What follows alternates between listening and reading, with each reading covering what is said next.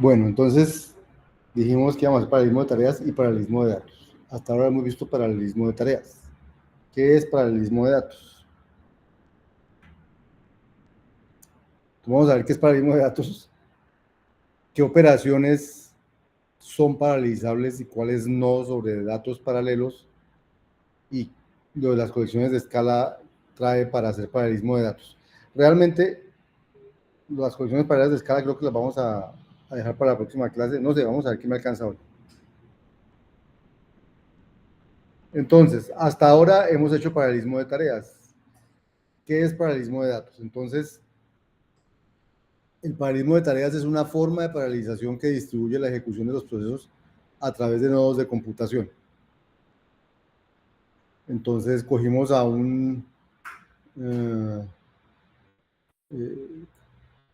cogimos una función y dijimos hay que hacer estas 5 tareas, hagamos estas 3 en paralelo, luego hacemos no sé qué. Pensar en distribución de tareas para hacer cosas, cada tarea no necesariamente hace lo mismo, puede hacer cosas diferentes, aunque 2 tareas pueden hacer lo mismo y luego el resultado de ellas unirlos. Eso es un poco paralelización de tareas. Y para eso usamos Parallel y Task, para escribir los programas. Decíamos que paralelizábamos. Un ejemplo, digamos, de analogía con la vida es cocinar un almuerzo con entrada, plato fuerte y postre. Entonces usted puede poner a alguien a cocinar la entrada, a otro el plato fuerte, a otro el postre, al mismo tiempo, para que las cosas estén listas, pero son 3 tareas como diferentes, no tiene nada que ver cocinar la entrada con cocinar el postre o con cocinar el plato fuerte, ¿de acuerdo?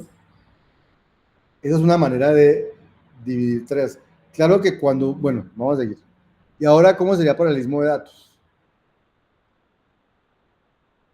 Entonces, es distribuir los datos a través de nodos de computación. Entonces, a uno le dicen, haga un map de este millón de datos. Entonces uno dice, uy, es un montón. Entonces, hágame usted ese nodito, hágame 100.000, usted hágame 100.000, usted hágame 300.000, y cuando los terminen, yo junto todo eso que hay ahí. Entonces, todos están haciendo la misma tarea, solo que la están haciendo sobre datos diferentes. Uno usa unos datos de allí, otros datos, otros datos. Entonces, sería como paralelismo de datos. Es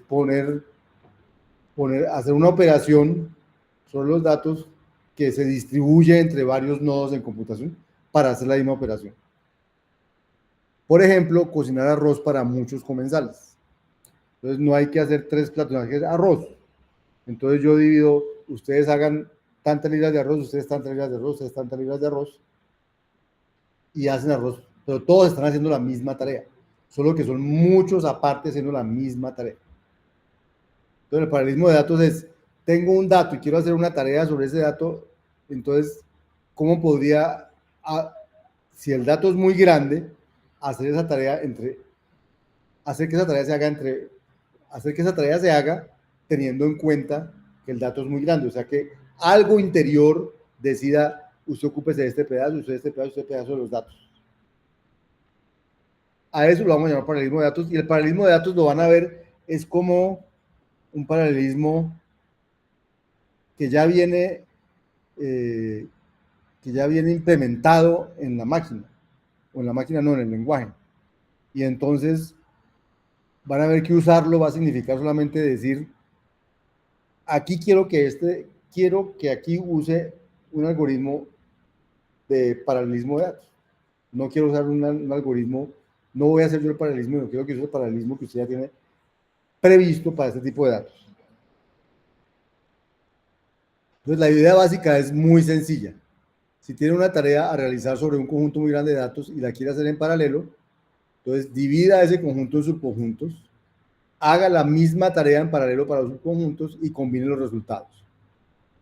Pero usted no es el que hace eso, el que hace eso es el programa que dice, uy, me pusieron a hacer esto con esta cantidad de datos. Entonces, él internamente divide ese conjunto de datos en subconjuntos, hace la misma tarea en paralelo y luego une todo eso para darle a usted el resultado. Usted no se da cuenta de eso, pero usted sí dice, quiero que esto lo haga en paralelo. O sea, lo que se paraleliza no es la tarea, sino los datos sobre los que hace la tarea. Por ejemplo, bueno, entonces aquí hay unos ejemplos en que van a aparecer variables mutables, Pero la razón por la que hago esos ejemplos cuando aprenden cosas mutables es para mostrar lo incómodo que es manejar paralelismo con variables mutables y encontrar una manera de hacerlo parecido o lo mismo sin necesidad de tener variables mutables. Entonces aquí hay un primer ejemplo que lo tengo aquí también.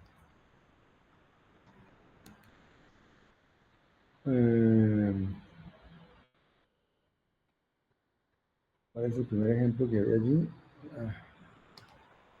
No, está por aquí.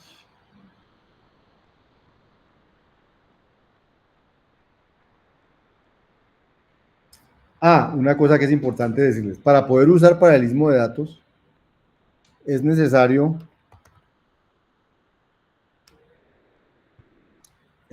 importar. A ver, cuando a escala lo hicieron,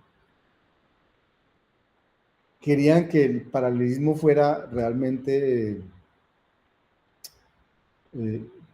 como implícito, como que no hubiera diferencia, que usted no hubiera diferencia en su programa que el que escribe con paralelo que el que escribe sin paralelo, sino que la diferencia era que si su colección era mirada como paralela, entonces lo que funcionaba eran algoritmos paralelos, y su colección era mirada como secuencial, entonces lo que funcionaba eran algoritmos secuenciales. Pero con el tiempo no sé qué pasó, y entonces ellos eso lo dividieron y dijeron, entonces antes podía haber una colección paralela o una secuencia paralela, una secuencia secuencial, una secuencia, eran todas subclases de una clase genérica que eran las secuencias genéricas. Y entonces él se daba cuenta implícitamente si eran paralelas o no eran paralelas y usaba los algunos paralelos o no los usaba. Pero ahora eso tiene que ser explícito. O sea, yo tengo que usar explícitamente las colecciones paralelas. Entonces, las colecciones paralelas son estas que se llaman aquí, que están en este import, escala, collection, parallel collection. Son los convertidores que convierten colecciones secuenciales en colecciones paralelas. Por ejemplo, una colección secuencial es el rango 1, 2, 10. ¿Cómo es? 1, 2, 10. 1, 2, 10. Ese es un rango. Pero una colección paralela sería 1, 2, 10. Punto par, que es conviértalo en una colección paralela. Punto par coge una colección y la convierte en paralelo. Y entonces él dice, soy un rango paralelo. Usted realmente no le ve la diferencia. Pero por debajo, los algoritmos que van a usar uno o el otro son diferentes. Entonces usted tiene que ser consciente de si está usando una colección paralela o está usando una colección no paralela. Y dependiendo de eso, los algoritmos que se van a lanzar son paralelos o no. ¿Listo? Entonces, para el efecto,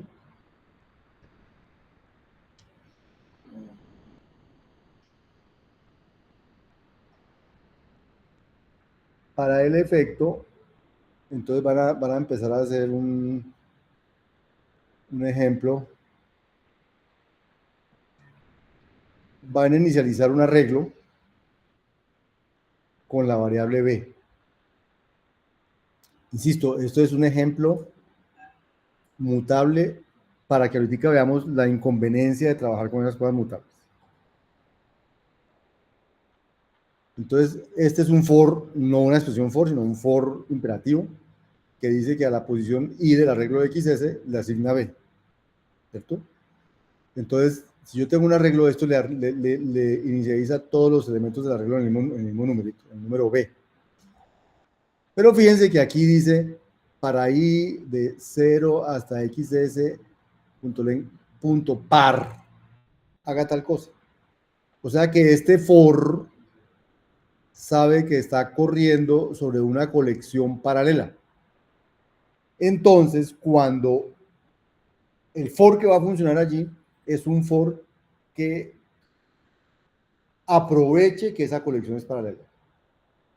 ¿Qué significa que aproveche que esa colección es paralela? Que él va a coger este rango, lo va a dividir probablemente en dos, y va a hacer ese for en el primer rango y un for en el segundo rango. hasta que encuentre un umbral mínimo que diga ya con esto no lo divido en más. Y hace el for normal. Pero usted no se da cuenta de eso. Usted solo sabe que eso va a suceder así porque usted escribe punto par. O sea, coge el dato y dice paralelíceme el dato. Y cuando la colección es paralela, los algoritmos que funcionan sobre esa colección son algoritmos paralelos. ¿Listo?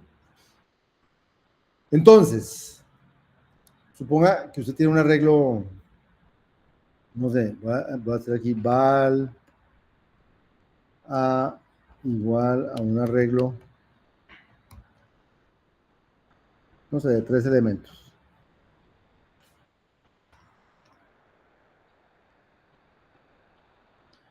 Y usted utiliza este initialize array control copy y dice al arreglo A póngale el valor 5. Entonces, y usted mira A, entonces ahora A tiene 5 en todas sus partes. ¿Listo? O sea, pero el que yo llamé es este que hace eso con una colección paralela. Entonces uno no se dio cuenta, pero lo que funcionó atrás para hacer eso fue un for paralelo, no fue un for secuencial. O sea, fue un for que dividió ese arreglo en varios pedacitos. De pronto, como era 3, de pronto no lo dividió en nada, pero dividió un arreglo grande en pedacitos y va haciendo el for. ¿Por qué funciona? Funciona porque, eh, porque lo que usted está haciendo, porque la operación que usted está haciendo no afecta sino a esa, no está pegándose con otros. ¿No? ¿Qué es lo que él hace? Él coge la colección paralela, divide el rango en varios subrangos disyuntos, realiza la misma tarea para cada uno de los subrangos y cuando termina, cuando haya terminado cada tarea, considera que terminó la tarea original y se acabó. Eso es lo que haría ese for sobre esa colección paralela. ¿Qué pasaría si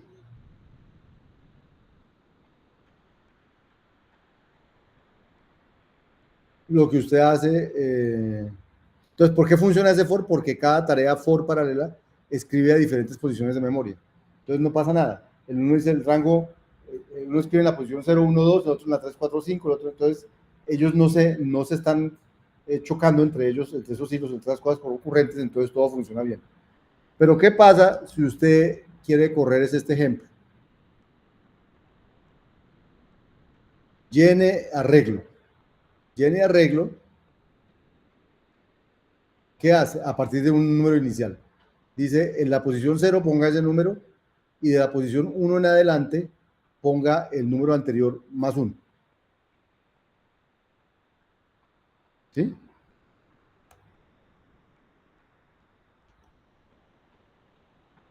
Entonces, por ejemplo, si yo le digo que ese arreglo que dice ahorita que era A, ¿cierto? Llene arreglo. A. Empezando en 5, digamos. Y ahora miro A, pues quedó 5, 6, 7. ¿Listo? Bien. Si yo hago ese mismo en paralelo, o sea, simplemente le digo aquí cojo el rango en paralelo, el único cambio que hago es eso. Cojo este rango y lo convierto en paralelo. Y hago este llenar arreglo.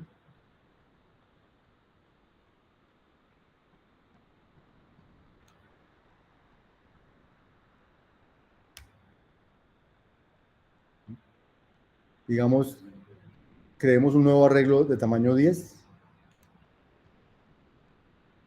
y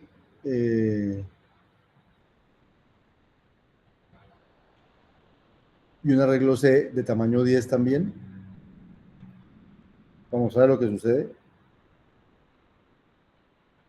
Vamos a llenar el arreglo, el secuencial, desde 3.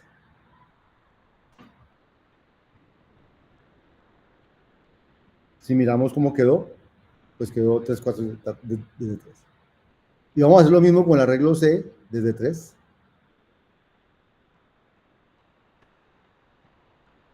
Y miremos cómo quedó. Miren cómo quedó. 3, 4, 1, 2, 1, 2, 3, 1, 2, 1. ¿Qué fue lo que sucedió? como aquí decía, con el par era con el punto par, él cogió el rango, lo dividió en pedacitos, disyuntos, y lanzó todos al tiempo. Pero como la posición, en ese llene, la posición I depende de la I-1, entonces, seguro que, acuérdense que al inicio el arreglo estaba en ceros. Entonces, cuando empezó a funcionar con este, el anterior estaba en cero. Entonces aquí puso un 1. Cuando este llegó a 4, ya este señor ya estaba en 1. Entonces él no llenó este en función de este, sino en función del valor que había antes ahí. ¿Sí? Ese es el gran problema de mezclar concurrencia con estado o con variables mutables. Que a usted le toca controlar eso o si no, eso se daña. O sea, no fue suficiente para paralizar y decir, usted dice esa colección paralela. Eso se puede dañar. ¿Sí? Solamente por decir, aquí tratemos de usar paralelismo con el paralelismo de datos. ¿Listo? Bien. Entonces, estamos tratando de ilustrar qué es paralelismo de datos. Esto ya lo hice. Ahora vamos a jugar con el máximo de un vector. Entonces, eso está por aquí, creo.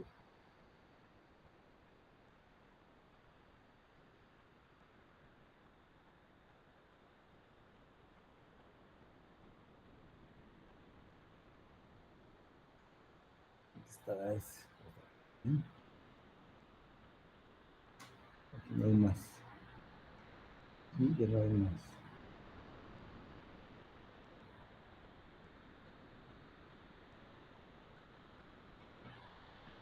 Así es.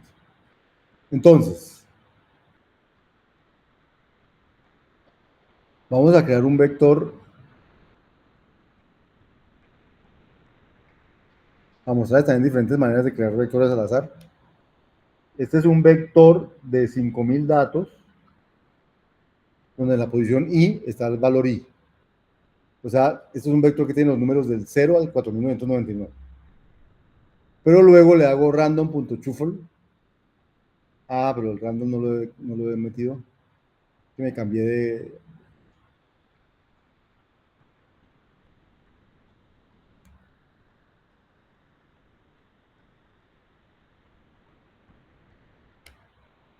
Entonces, el random.shuffle lo que hace es barajar. ¡Pum! Barajar el vector y es el mismo vector con los mismos números, pero en cualquier orden es quedaron los números. ¿De acuerdo? Entonces tengo un vector aleatorio con números con todos los números diferentes entre 0 y 4999. No hay números repetidos. ¿Listo? Pero es un ejemplo de un vector. Entonces, si yo trato de sacar el máximo de ahí, ¿cuánto va a dar el máximo? ¿Un número cercano o no? 4999. Es un vector de tamaño 5000 con todos los números entre 0 y 4999. Y luego los barajó. Entonces el máximo tiene que ser bien. Entonces, si yo le pregunto a escala que me saque el máximo, pues me va a decir, pero tuvo que calcular, ¿no? Porque él no sabe qué posición quedó ni qué vector le estoy dando. Bien. Pero yo podría coger números y crear la colección paralela. O sea, nombres.par es lo mismo, pero es la versión paralela, par vector. No es vector, sino par vector. ¿Cómo está hecho eso por debajo? A ustedes no les importa. Solamente que saben que está hecho para poder hacer todos los algoritmos paralelos eficientemente. Entonces, cuando usted coge ese numbers.par y le sacan el máximo, también va a dar lo mismo. La pregunta es, ¿y quién se demoró más? Entonces, vamos a ver quién se demoró más. Vamos a hacerlo. Eh, eh,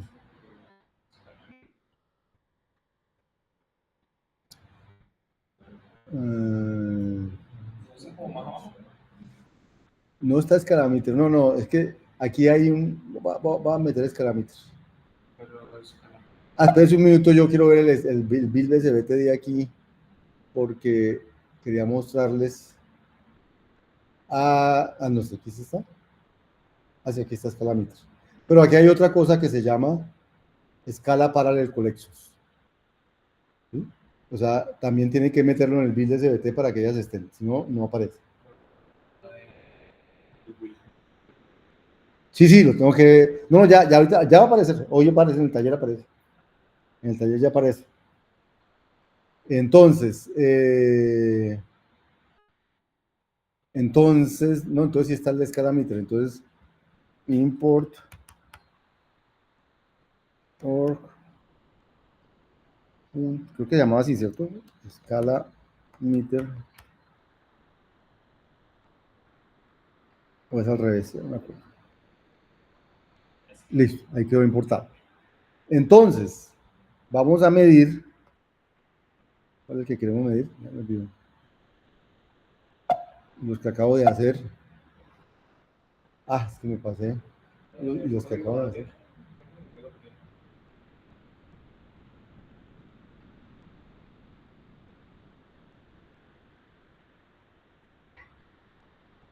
Eso.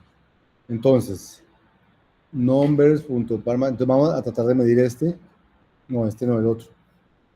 Este. Numbers.max. A ver cuánto se demoró. Medir. Numbers.max.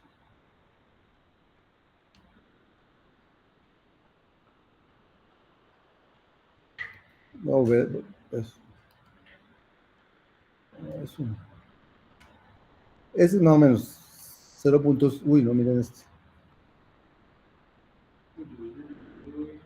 Bueno. Ahora vamos a medir el otro. Este.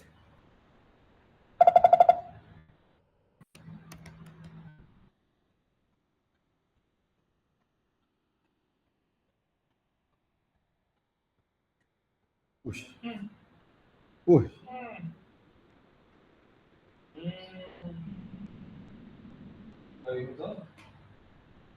O sea, ¿qué diría uno ahí?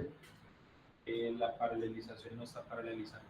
No, no, no, bien, ¿cierto? Entonces, vamos a ensayar con un vector. Quiere decir que con 5.000 como que no. Vamos a ponerlo de 50.000.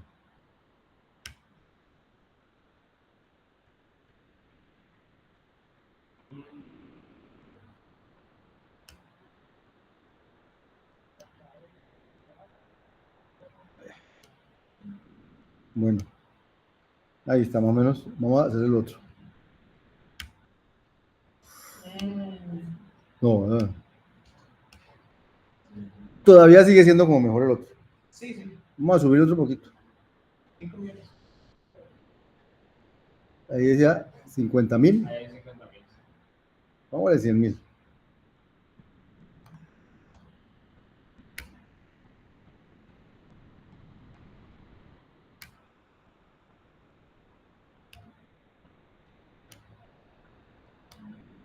Bueno, ya ahora sí vamos a hacer el otro.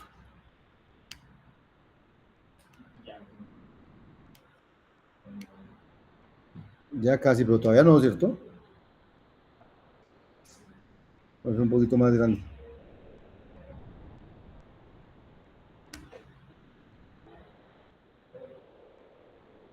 Una pregunta, ¿no será porque estás haciendo todo el rato la operación de convertirlo a paralelo?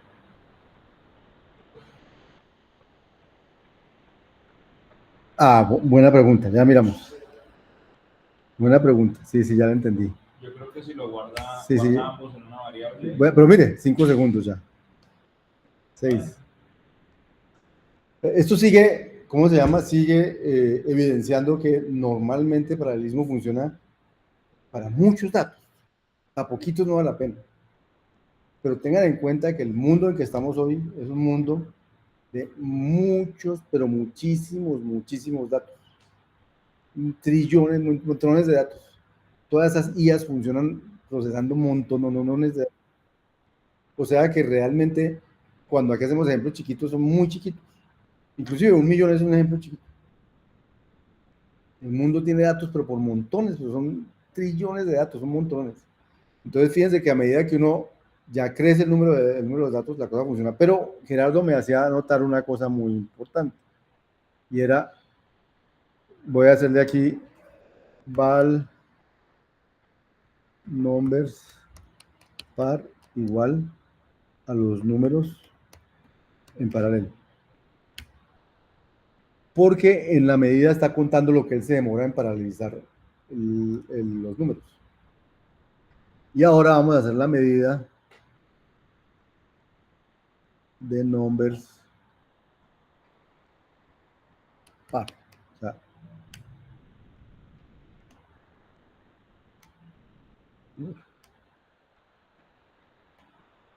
bueno, ¿qué era numbers? ¿Numbers era un vector? ¿Qué era? No me acuerdo qué era numbers. Lo creamos como un vector, así era un vector. Bien. Entonces, sí, tal vez está incluido, pero bueno, lo importante es, entre más grandes sean los datos, uno tiene que buscar en qué punto la paralización empieza a valer la pena.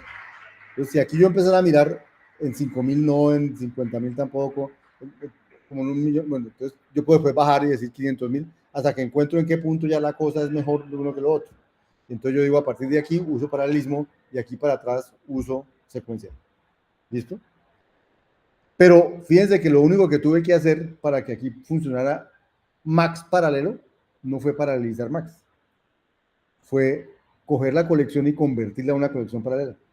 Para que use los algoritmos que él tiene por debajo para paralelizar. Que tiene por debajo para hacer max, que deben ser paralelos. Bien. Entonces ya vimos esto. Otro ejemplo. Calcular los números palíndromes entre 0 y 100.000. ¿Saben qué es un número palíndrome? Un número que se lee igual de izquierda a derecha que de derecha a izquierda. Estamos de acuerdo. Entonces, ¿cómo se calcularían los números palíndromos?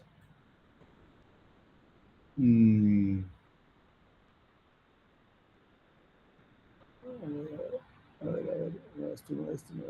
Palíndromes estaban por aquí.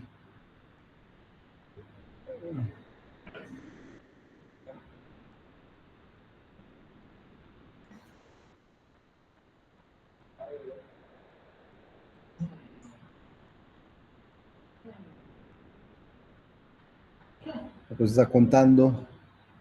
¿Dónde están los palíndromos por aquí?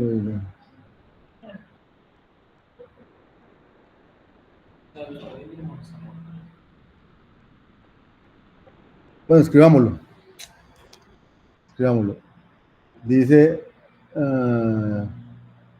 de 0 hasta, aquí dice 1.000.000, 100.000, de 0 hasta 100.000. Entonces hace un filtro, eso ya lo tenía. Espera, escribir eso. ¿Solo eso? Solo eso. ¿Solo es usar el string? Aquí está, miren. Entonces, de 0, entonces miren, de 0 hasta 100.000, eso genera, de 0 hasta 100.000 genera un rango. Entonces, ¿qué vamos a hacer con ese rango? Vamos a filtrarlo de manera que vamos a filtrarlo de manera que yo lo convierto a string y convierto a string y lo invierto, y si son iguales, entonces eso es un palíndrome, ¿cierto?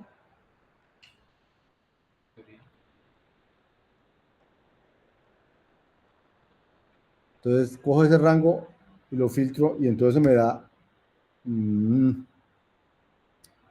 me faltó, me sobró un paréntesis.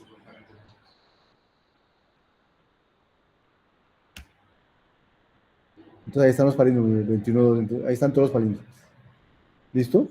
Bien. ¿Cuánto se demora eso?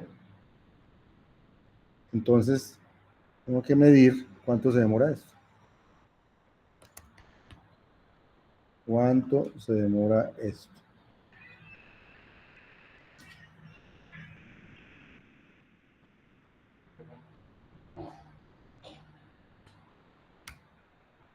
...39 milisegundos...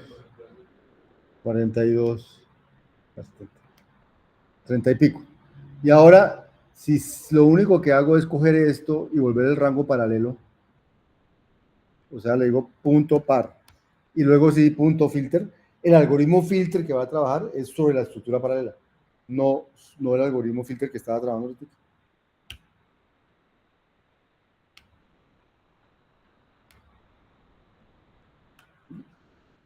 No muy diferente, ¿cierto? Parecido. 1, 2. Este es sin y este es con. Bueno, seguro que si ponemos un rango un poquito más largo,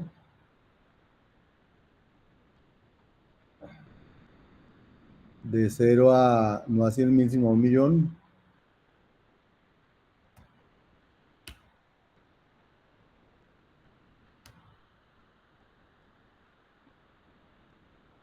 y lo hago con el paralelo.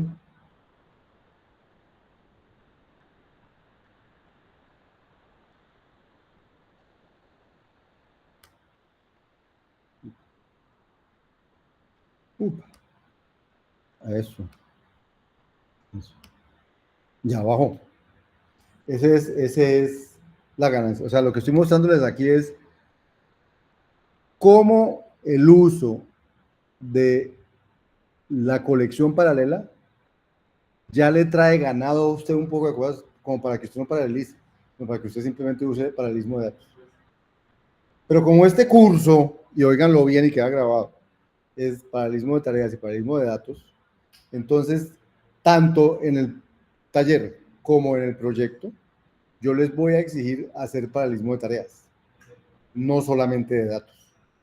Porque la más fácil que todos ustedes terminan haciendo es hacer un algoritmo secuencial y luego le ponen punto para todo y ese es su algoritmo paralelo. Y no piensan en ninguna paralelización, sino que dejan que sea la paralelización que está hilada ya en escala a la que funciona.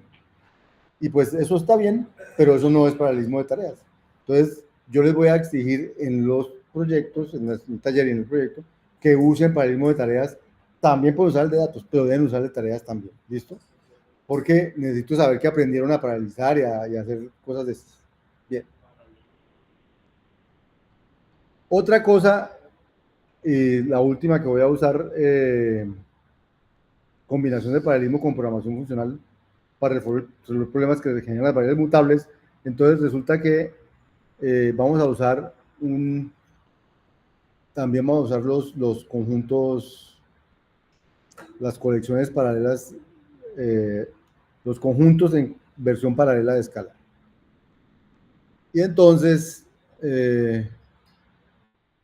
vamos a usar, vamos a tener dos conjuntos. Tengo A un conjunto de enteros y B un conjunto de enteros. Y quiero averiguar cuántos elementos hay en la intersección. Entonces escribo este programa imperativo.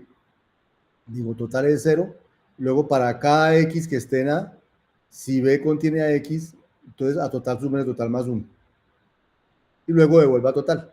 Es un programa imperativo, ¿no? No es un programa funcional. Ese es un programa que coge dos conjuntos de enteros y se averigua cuántos elementos hay en la intersección. Vamos a probarlo primero. Vamos a generar el conjunto de todos los elementos de 0 hasta 999 y vamos a generar B, que es el conjunto de todos los elementos entre 0 y 99, pero que son múltiplos de 4.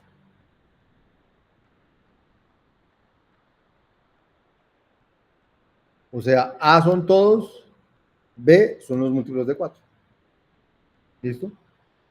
Y ya los convertí a conjuntos. Y entonces ahora quiero saber cuántos elementos hay en la intersección de A y B. Entonces, ¿cuántos debe haber? 250. Entre 0 y 1000, cada 4 hay 250. Luego hay 250. Todos los de B están en A, mejor dicho. Entonces hay 250. ¿Sí o no? Bien. Ahora supongan que yo digo, voy a escribir mi intersección paralelo. Entonces simplemente voy a coger el programa de arriba y a todo lo que, bueno, el programa de arriba, había podido hacer una cosa, intersección paralelo podía hacer, coger A y B así, volverlos paralelos. Voy a hacer otra versión de paralelo. voy a hacer otra versión aquí con ustedes, aquí viéndome en directo. Voy a hacer otra versión que es intersection size par 2, para no confundirla con la de abajo, donde A es un conjunto de enteros, B es un conjunto de enteros, y lo que hago es, para X en A punto par, o sea, convierto A en paralelo, y B también en paralelo, y entonces para que los algoritmos que se corran sobre ellos sean los paralelos, ¿no? Este es mi nuevo intersection size par 2. Prácticamente el mismo algoritmo, solamente que los convertí en paralelo antes de funcionar, ¿cierto? Y entonces ahora vamos a ver cuánto da.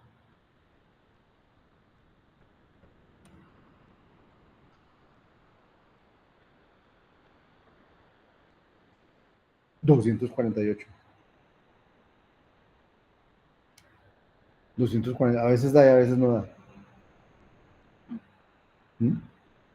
¿Cuál es el problema?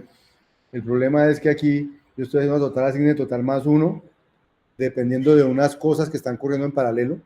Y entonces hay dos de esas que al mismo tiempo le dicen a total más 1, y entonces él tiene el mismo total anterior y él no la cuenta. O sea, es tan como la variable total es compartida por todos los que están corriendo en paralelo, entonces la leen al mismo tiempo. Y entonces la actualizan al mismo tiempo y entonces queda mal actualizada. ¿Sí? No hay secuencialidad, porque esta es una cosa en la que la secuencialidad es importante para total, porque total tiene que ir contando los empates. Bien, entonces ese es un problema de mezclar paralelismo con estado o con variables mutables. ¿Cómo resuelvo el mismo problema sin usar eso? Pues la cosa es más o menos sencilla. Yo puedo definir la intersección entre dos conjuntos llamando a las funciones, por ejemplo, cuente cuántos elementos de A están en B. O sea, estoy llamando a.count. ¿Con qué función? La función que dice que cuente los elementos X tal que B contiene a X, tal que X está en B. ¿Sí ven la diferencia? Estoy tratando de definir la misma función del tamaño de la intersección, pero la defino usando los métodos que tiene asociado a, no yo haciendo un for, en no sé qué. Entonces, si a esto le digo cuál es la intersección, el tamaño de la intersección entre A y B, bueno, este es secuencial, va a decir 250 sin problema y siempre va a decir 250. El paralelo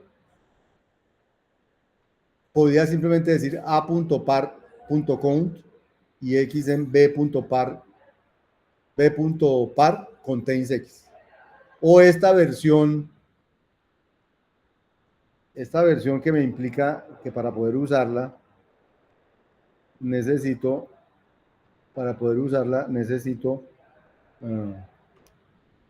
decirle que primero haga a.par y luego b.par.